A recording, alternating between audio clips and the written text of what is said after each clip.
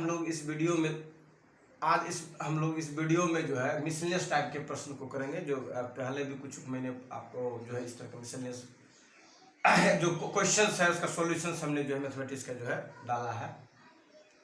उसी कड़ी में आगे हम लोग बढ़ते हैं। कहता है क्या कि ए और बी की आयु का अनुपात 2:5 में 2:5 है तथा बी और सी का आयु का अनुपात 3:4 है। तो कहता है कि ए बी सी की आयु का अनुपात क्या होगा। मतलब इस प्रश्न में जो है ना आपको ए बी सी तीनों का जो है कंबाइंड रेशियोज या संयुक्त रेशियो को जो है पूछ रहा है इसमें कि ए बी का अनुपात कितना है 2:5 है, बी और सी का अनुपात कितना है 3:4 है। तो ऐसे परिस्थिति में ए बी सी निकालने के लिए हम लोगों को जो बी जो मिडिल टर्म है जो 3 यहाँ हो गया और ये 5 हो गया, दोनों का अगर एक जैसा बना लेते हैं तब हम लोग आसानी से A:B:C को लिख देंगे। इसमें किसी तरह कोई दिक्कतें हम लोगों को बनाने में नहीं होगी। मैं आपको बोर्ड पर सॉल्यूशन करके बताता हूँ।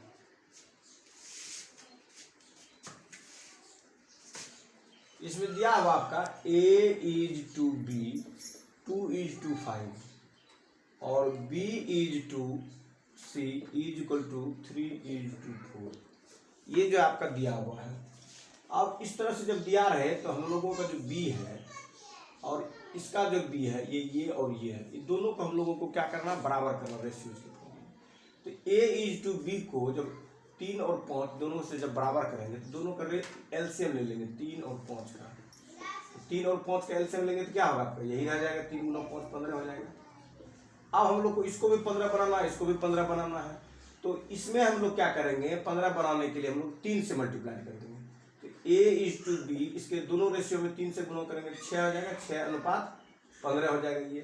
और इसमें जो हम लोगों को दोनों में जो गुणा करना पड़ेगा इसको 15 बनाने के लिए 5 से गुणा करना पड़ेगा। तो B:C में हम लोग जो मल्टीप्लाई करेंगे कितना से करेंगे 5 दिया 15 हो जाएगा और E:5 जो का 20 हो गया।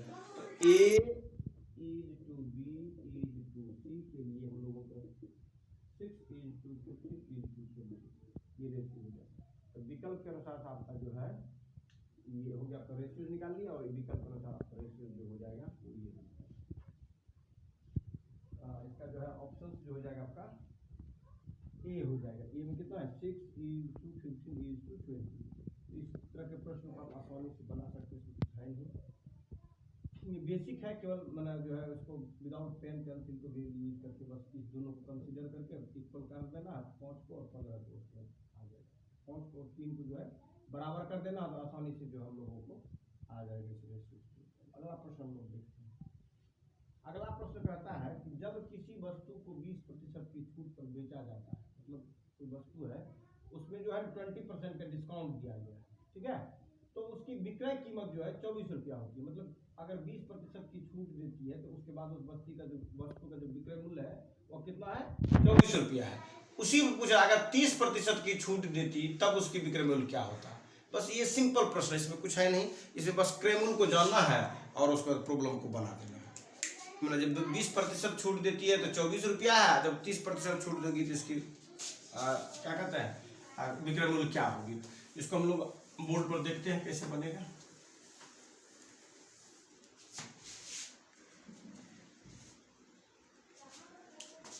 देखिए दिया हुआ है कि कोई वस्तु की कीमत मान लीजिए x है, इसमें 20% की छूट दी तो इसका मतलब क्या हो गया कि इसको जो 20% की जब छूट लेंगे तो जैसे x है, x में 20% की छूट का मतलब x गुना x का 20% और क्या हो जाएगा x माइनस x का कितना 20/100। इसको काट दीजिएगा या ऐसे ही रहने दीजिए 20 इतना है। x को मान लीजिएगा तो 1 घटाओ 20/100, x हो जाएगा कितना 100 घटा 20/100, x गुना कितना 80/100। ये जो है आपका इस तरह से आता है कैलकुलेशन करने इसका विक्रय मूल्य। तो हम लोग डायरेक्ट क्या करेंगे 80/100 लिखेंगे इसको, ठीक है। ये क्या हो जाएगा 80/100 जो हो जाएगा इसका विक्रय मूल्य हो गया 20% की जो छूट थी। अब कहता है कि ये वस्तु का हमने कीमत माना x रुपया, 20% छूट दी तो कितना हो गया 80/100। तब कहता है कि ये जो है 24 रुपये में इसको जो है बेचा गया, तब इसकी कीमत कितनी होती है 24 रुपया होती है। x का वैल्यू तो आप यहाँ से आसानी से निकाल लेंगे, कुछ नहीं इसमें। x इक्वल कितना हो जाएगा आपका 24 × 100/80, 0 0 काट दीजिए 8 या 24, ये हो गया आपका 30 रुपया। ₹30 वस्तु की कीमत हो गई। अब कहता है कि इसको कितने प्रतिशत छूट दी जाएगी, 30% छूट दी जाए। तो जैसे यहाँ पर हम लोगों ने मतलब 100 में 20 घटाया था, कितना आया था, 80 आया था। तो वैसे 100 में कितना घटाएंगे, 30 घटाएंगे, 30% की छूट है तो कितना हो जाएगा, 70/100 जो होगा। ये नया विक्रय मूल्य हो जाएगा, 0 काट दीजिए, 0 काट दीजिए, तो 27 इसका हो जाएगा नया जो है विक्रय मूल्य कीमत होगा, जब 30% की डिस्काउंट देगी। ठीक है, आगे हम लोग देखते हैं अगला प्रश्न।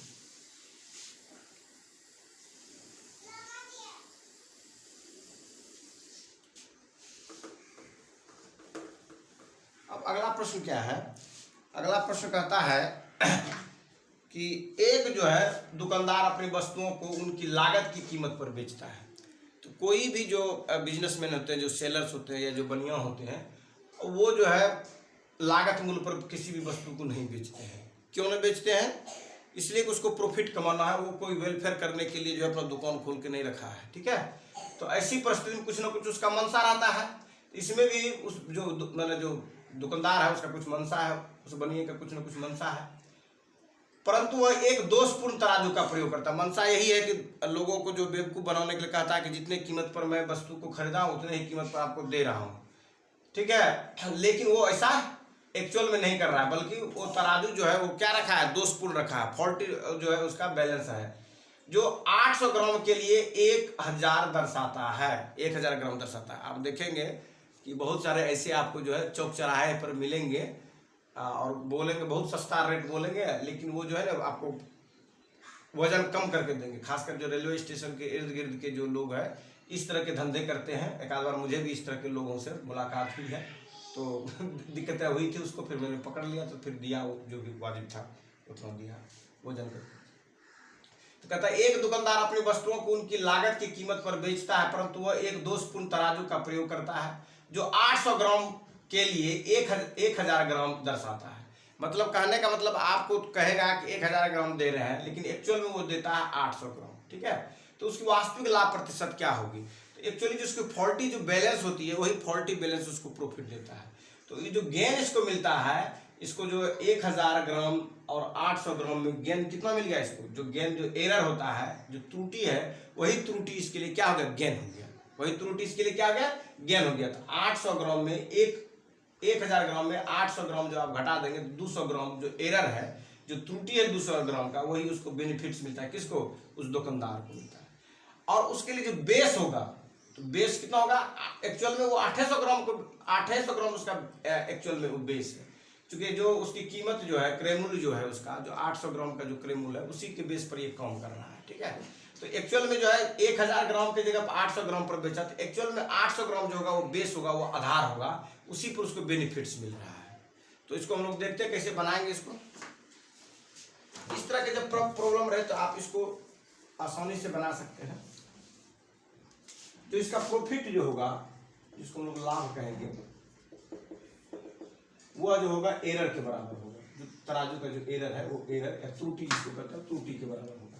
तो त्रुटि कितना है उसका, 1000 ग्राम घटाव कितना हो गया, 800 ग्राम।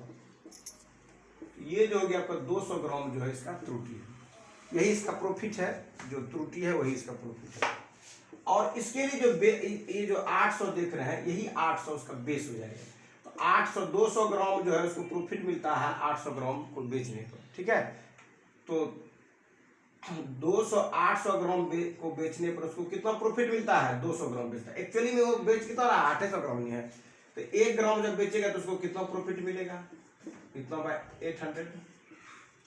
और 1000 ग्राम जब बेचेगा तो उसको कितना प्रॉफिट मिलेगा, 2000 ग्राम बटे 100 ग्राम जब बेचेगा तो कितना इसको प्रॉफिट मिलेगा, तो 200 ग्राम बटे 800 ग्राम गुना 100 ग्राम, ग्राम कट गया, 0 कट गया, 2 से 4 हो जाएगा, 4 25 200।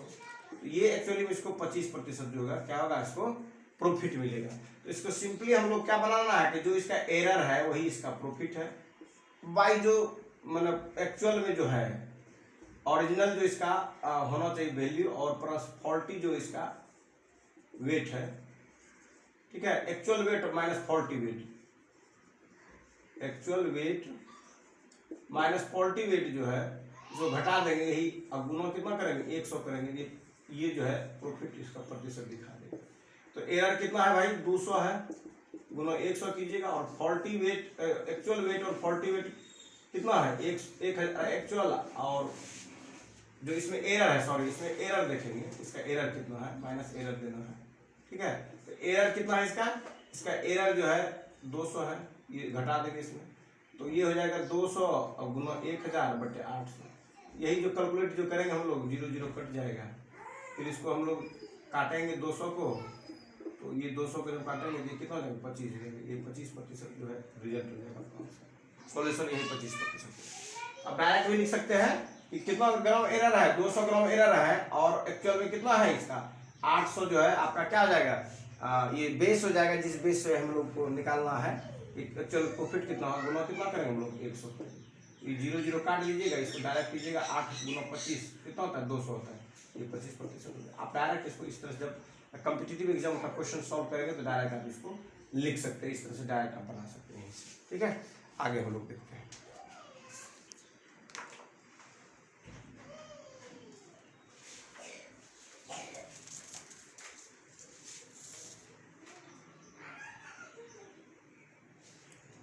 अब अगला प्रश्न कहता है कि x के मूलधन पर 10% दर से 2 वर्षों के लिए लगने वाले चक्रवृद्धि ब्याज और साधारण ब्याज में 10 रुपया का अंतर है। x कोई मूलधन है, उस मूलधन पर कहता है 10% की दर से जो है 2 वर्ष के लिए लगने वाले जो है चक्रवृद्धि ब्याज और उसके लिए साधारण ब्याज जो है वो कितना है, 10 रुपया का अंतर है, x का मान क्या होगा। तब कहता है कि x का वैल्यू जो है क्या होगा। तो साधारण ब्याज कितना है और चक्रवृद्धि ब्याज कितना है, दोनों का जो दर है वो समान है 10%। तो लेकिन चक्रवृद्धि ब्याज में सूद का सूद लिया जाता है इसलिए वो ज्यादा होगा, साधारण ब्याज में सूद का सूद नहीं लिया जाता इसलिए वो कम होगा, ठीक है। तो x के मूलधन पर 10% की दर से 2 वर्ष के लगने वाले चक्रवृद्धि ब्याज और साधारण ब्याज के बीच का जो अंतर है 10 रुपया है। तो x का मान मतलब पूछता है मूलधन कितना है जिसका मान निकालना है, तो उसमें 100, 1500, 5000। इससे क्या करते हैं, कभी कभी आपको लगे कि जो आसानी से हम लोग अगर विकल्प देख कर बना सकते हैं तो उसमें हिट लेकर भी बना सकते हैं, लेकिन जो मैथमेटिकल प्रोसेस है उस मैथमेटिकल प्रोसेस से हम लोग बातें करेंगे कैसे ही बनेगा, ठीक है। देखते हैं हम लोग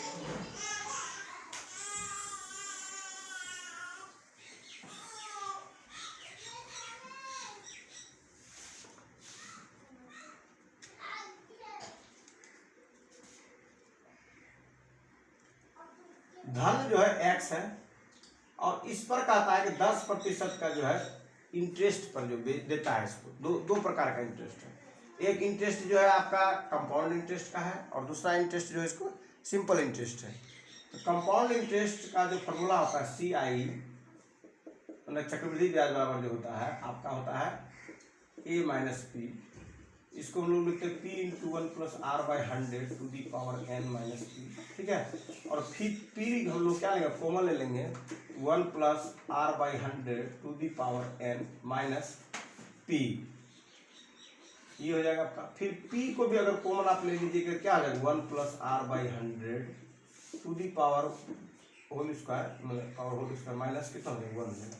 ये जो है आपका क्या हो गया, ये आपका हो गया आपका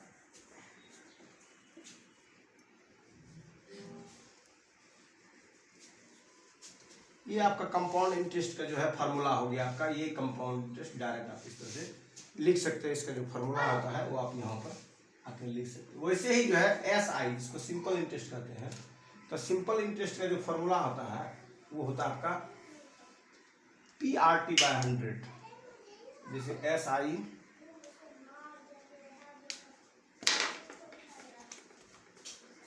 इज इक्वल टू होता है PRT/100, ठीक है। तो हम लोग जो है इसको जो है सिंपल इंटरेस्ट को PRT/100 ये दिया हुआ है दोनों का CI minus SI is equal to कितना दिया हुआ, ये दिया हुआ 10 रुपया। तब कहता है कि आपका जो P है इसको x माना है उसी की वैल्यू कहता है निकालने के लिए। तो इसमें आपका 2 वर्ष दिया हुआ, क्या दिया है 2 वर्ष, n मतलब टाइम ऑफ पीरियड जो दिया है 2 ईयर्स दिया है। रेट ऑफ इंटरेस्ट कितना दिया है 10%, ये चीज आपके पास दिया हुआ है। तो अब इसके जगह पर P के जगह हम लोग क्या मानेंगे, x मानेंगे जो दिया हुआ है पहले से। 1 प्लस r के जगह कितना देंगे 10 बाई कितना देंगे हम लोग 100 देंगे। इस पर कितना देंगे, पावर 2 देंगे, -1 देंगे। और क्या होता है SI क्या था, PRT/100, x गुना 8 10 है, t 2 साल है, बटे 100 देंगे। इतना इज इक्वल टू जो है आपके पास दिया हुआ 10 रुपया। अब इसमें क्या करना है, x का वैल्यू निकालना है।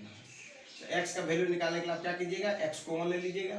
तो क्या बचेगा आपके पास, 1 जोड़ 10 बटे 100, मतलब 1 बटे 10 हो जाएगा ये। इतना पर स्क्वायर काट दीजिएगा तो कट जाएगा ये। -1, फिर माइनस कितना, क्योंकि आपने कब कॉमन क्या लिया, x कॉमन लिया। फिर यहाँ ये 0 0 कट जाएगा, ये 2 से 2 रहने दीजिए इसको, अच्छा 2 बटे 10 होगा ये, ठीक है। और इसको इस तरह से करके 10 कर लीजिए। अब जो है हम लोग x को जो फिर आगे बढ़ेंगे तो कितना हो जाएगा, 11 बटे 10 पर स्क्वायर, तो कितना हो जाएगा, अगर बढ़ा एक ऐसा से 10 का कितना हो जाएगा, 100 हो जाएगा ये। -1 -2 बटे 10 इज इक्वल टू कितना, 10 हो गया। x लीजिए इसको, और कॉमन जब लीजिएगा ये कितना हो जाएगा, इसमें जो है आप एलसीएम लीजिएगा, 100 1 10 का 100 होगा, ये 121 होगा, ये 100 होगा, और 10 से 10 बार में कटा ये 20 हो जाएगा। इतना इक्वल टू 10 हो गया। x हो गया ये आपको 121 में 120 घटा दीजिएगा, 121 घटा के तो 100 और 120 तो 20 है, 120 बाई कितना हो जाएगा, 100 हो जाएगा। ये इक्वल टू कितना हो गया, 10 हो गया। तो ये हो जाएगा आपका 1 बटे 100 is equal to 10। x equal to कितना हो जाएगा आपका, 10 गुना 100, अर्थात x इक्वल टू कितना हो जाएगा, 1000। थोड़ा ये लंबा प्रोसेस है, ठीक है, लेकिन एक्चुअल जो मैथमेटिकल प्रोसेस है यही प्रोसेस है। इसको थोड़ा शॉर्ट्स में आपको सिखाते हैं। ये हो गया आपका जो बेसिक फंडा है, जिस फंडे से इसको प्रॉब्लम को हम लोग बनाते हैं, ठीक है। लेकिन इसको शॉर्टकट भी बना सकते हैं। शॉर्टकट बनाने के लिए आपको तकनीकी मैं बता देता हूँ, ठीक है।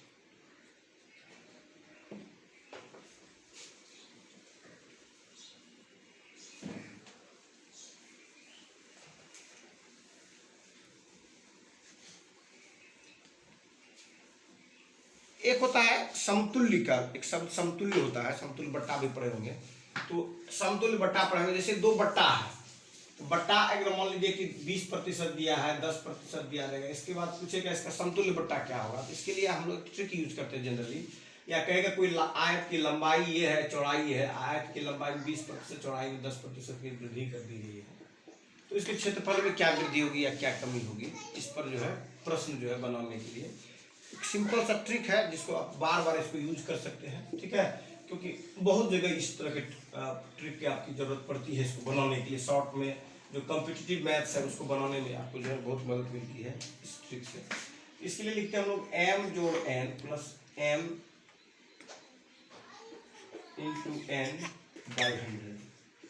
ये जो है आपका फॉर्मूला है। इसी फॉर्मूला को हम लोग यूज करके जो है इस तरह के प्रॉब्लम को क्या करेंगे, सॉल्व करने में हम लोग सक्षम होंगे। तो इस प्रॉब्लम में है कुछ नहीं, आप आसानी से इसको बना सकते हैं, ठीक है। तो ये ट्रिक यही याद रखना, m जोड़ n प्लस mn बाई 100। ये क्या दिखाएगा, अगर प्लस इसमें जो लेंगे, जैसे मान लीजिए बट्टा है, तो बट्टा वाला लेंगे तो इसमें -20 -10, समतुल्य बट्टा की बात करेंगे तो -20 -10 प्लस -20 -10 बाई 100 कीजिएगा, तो ये जो है -30 हो जाएगा, और ये हो जाएगा आपका +2 हो जाएगा, ये तो -28 हो जाएगा। तो ये बट्टा दिखाएगा -28 दिखाएगा कि 28% की क्या हो रही है, छूट दी जा रही है। 28% की क्या दी जा रही है, छूट दी जा रही है। ये 28% की छूट दी जा रही है, ठीक है। इसमें हम लोग ये देखेंगे 28% की छूट दी जा रही थी। इसका यही है समतुल्य बट्टा कितना है, 28% हो जाएगा। वैसे ही कहेगा किसी आयत की लंबाई में 20% की वृद्धि कर दी गई है, चौड़ाई में 20% की भी वृद्धि कर दी गई है, तो इसके क्षेत्रफल में कितनी प्रतिशत वृद्धि होगी। तो फॉर्मूला यही लिखेंगे, प्लस देंगे 20 हो गया, इसका ये हो जाएगा आपका 10 हो जाएगा, प्लस क्या होगा 20 गुना 10 बटे 100, क्योंकि ये वृद्धि की बात कर रहे हैं। तो 0 0 काट दीजिए, 0 0 काट दीजिए, तो 20 जोड़ 2 30 हो जाएगा, 20 10 30 हो गया, इसमें जोड़ 2 दीजिएगा, कितना हो जाएगा 32%। ये 32% जो हो जाएगा क्षेत्रफल में वृद्धि होगा, ठीक है। अगर ऐसे ही दिया रहा है किसी आयत की लंबाई में 20% की वृद्धि कर दीजिए, चौड़ाई में 10% कमी कर दे, तो इसके क्षेत्रफल में क्या होगा, तो 20 यहाँ दीजिएगा, यहाँ -10 दीजिएगा, क्योंकि इसमें हमने कमी का शब्द का प्रयोग किया है। जोड़ 20 गुना -10 कीजिएगा बाई 100 दीजिएगा, ठीक है। तो 20 हो जाएगा घटा 10 हो गया, फिर ये क्या हो गया प्लस माइनस माइनस हो जाएगा, तो ये 0 0 आपका कट गया, ये 0 0 कट गया, तो -2 हो जाएगा आपका। तो ये कितना हो जाएगा आपका 20 घटाओ कितना 10 में 2 12, इसको जोड़ दीजिएगा 10 में 12, 20 में 12 घटाइएगा 8, ये 8% की जो है वृद्धि, प्लस साइन बताएगा कि वृद्धि हो। ऐसे ही जो है इस तरह के जो प्रॉब्लम है इसमें क्या करेंगे कि हम लोग कंपाउंड इंटरेस्ट को जो है सिंपल इंटरेस्ट के रूप में उसका इक्विवेलेंस करेंगे। वो जो है उसका इक्विवेलेंस क्या होगा, तो सिंपल इंटरेस्ट का जो है फॉर्म में कंपाउंड इंटरेस्ट को जब चेंज करेंगे तो फार्मूला आपको मैंने बताया m जोड़ n plus m n by 100, ठीक है। तो अगर कंपाउंड इंटरेस्ट हो, जैसे मान लीजिए कि अगर आपको दिया रहे कि किसी भी में जो है पहला साल 10% का है, अगला साल 20% का जो है कंपाउंड इंटरेस्ट लिया जा रहा है, पहला साल 10 साल, दूसरा 20%, तो तोड़ तोड़ के भी बना सकते हैं, लेकिन ये 2 पर ही लागू होगा। 2 से जब से आगे कीजिएगा तो इसके लिए थोड़ा चेंज करना पड़ेगा स्ट्रक्चर। तो फर्स्ट 2 को करेंगे फिर अगले 2 को करेंगे।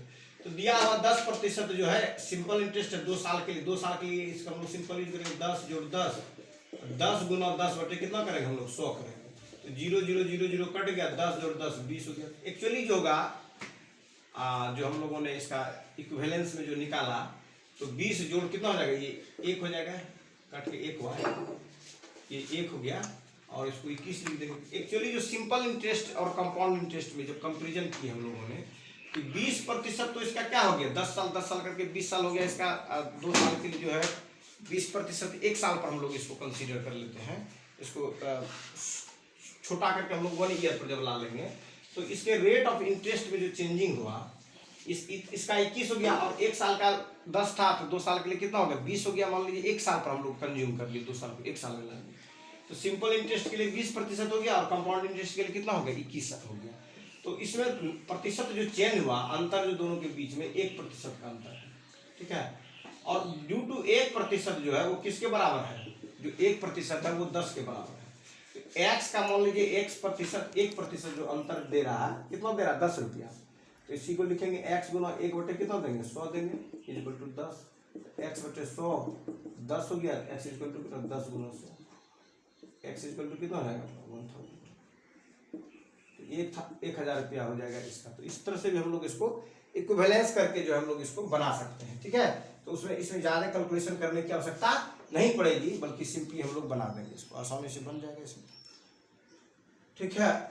अब मान लीजिए कि 3 साल के लिए दिया रहेगा, तब क्या करेंगे, यही रहेगा प्रश्न मान लीजिए, और 3 साल के लिए दिया रहे, तो इस तरह के जब प्रश्न रहे 3 साल वाले, तो इसमें कुछ विशेष नहीं करना है। फर्स्ट 2 ईयर्स का निकाल लेंगे, तो इतना गुना इतना बटे 100 कीजिएगा, काट दीजिएगा, तो ये टोटल 21 हो गई। तो पहला 2 साल के लिए 21 हो गया, फिर पहला 2 साल को 1 मान लिया है, 1 साल, अगला फिर जो 1 साल होता है दोनों को फिर कंपेरिजन करेंगे, तो हो जाएगा 21 जोड़ 10 गुना 21 गुना 10 बटे 100, 0 0 कट जाएगा, तो ये क्या हो गया 21 10 कितना हो गया आपका 31, और जोड़ क्या हो जाएगा आपका 21 बटे 10 मतलब 2.1 हो गया, 31 2 कितना हो गया 33.1, ये हो जाएगा 33.1, और इधर कितना हो जाएगा 30 हो जाएगा, इधर 30%, इधर 10%, ठीक है। तो इसमें जो है 30% और सॉरी 30% 33.1%, इस तरह के 3 साल वाला जब दिए रहे तो इसका अंतर कितना हो जाएगा, अगर 10 का दिया रहा इंटरेस्ट तो अंतर 33.1 में 30 घटा दीजिएगा 3.1 हो गया। तो अगर मान लीजिए कहेगा अंतर की राशि जो है 20 रुपया है, मान लीजिए या 15 रुपया का है, तो क्या करेंगे हम लोग x गुना 3.1% इक्वल टू मान लीजिए 15 16 जो भी दिया है, मान लीजिए 16 रुपया दिया है, तो 3 साल के लिए कहता है सिंपल इंटरेस्ट और कंपाउंड इंटरेस्ट का जो अंतर है 10% की दर से, तो 3 साल में जो अंतर होता है दोनों के बीच में वह 16 रुपया होता है, तो उसका मूलधन क्या रहा हो। तो ऐसे प्रश्न को जो है हम लोग ऐसे चेंज कर लिए इसको, तो इस तरह से जब करेंगे तो x गुना कितना होगा 3.1 बाई कितना होगा 100 इक्वल टू 16, इसको खत्म कीजिए तो 0 हो जाएगा, तो x इक्वल टू कितना हो जाएगा 16 गुना 1000 बाई कितना हो जाएगा 31, इसको जो कैलकुलेट करके जो भी लाइएगा यही आपका रिजल्ट हो जाएगा। तो आप इसको आसानी से ऐसे भी कर सकते हैं। तो क्या करना पड़ेगा, फर्स्ट 2 को जो है इक्विवेलेंस करना पड़ेगा, जो प्राप्त आया फिर उसको जो है अगले से उसको इक्विवेलेंस उसके मतलब समतुल्य ला करके इसको हम लोग बना लेंगे कि सिंपल इंटरेस्ट के कितने प्रतिशत के ये इक्विवेलेंस में आएगा। तो इस तरह से इस प्रॉब्लम को हम लोग सॉल्व कर सकते हैं।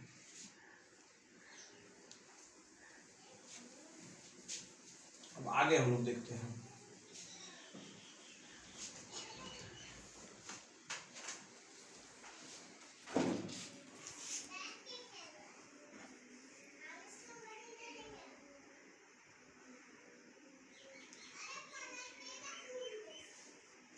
अगला प्रश्न कहता है कि 5 वर्ष साधारण ब्याज की दर से, कहता है 5 वर्षों में साधारण ब्याज की दर से कोई धनराशि 3 गुनी हो जाती है। साधारण ब्याज समान दर पर वही धनराशि कितने वर्ष में जो है 6 गुनी हो जाएगी। सिंपल इंटरेस्ट कितना दिया हुआ है, सिंपल इंटरेस्ट इसका दिया हुआ है, सिंपल इंटरेस्ट इसका दिया हुआ है कि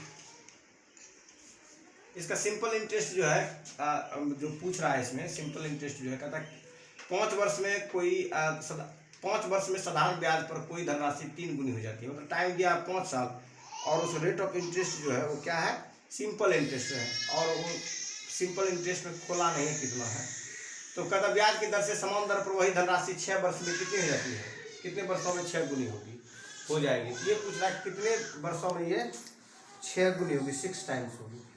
तो इसमें सिंपल है कि जब 5 वर्ष में जो है 3 गुना होता है तो 6 गुना देखेंगे कितने दिन में होगा। तो इसको जो है वही जो फार्मूला जो होता है SI सिंपल इंटरेस्ट का, उसको यूज करके हम लोग आसानी से इसको क्या कर सकते हैं, बना सकते हैं, इसमें ज़्यादा दिक्कतें नहीं होगी। तो थोड़ा सा हम इसको जो है इस बोर्ड पर थोड़ा देख लेते हैं।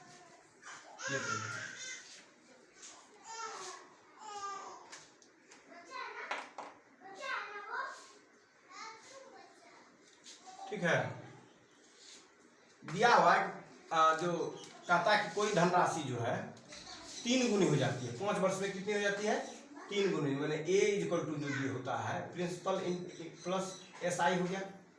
अब A कहता है कि 5P के बराबर है, तो P दीजिए, और SI जो है आपका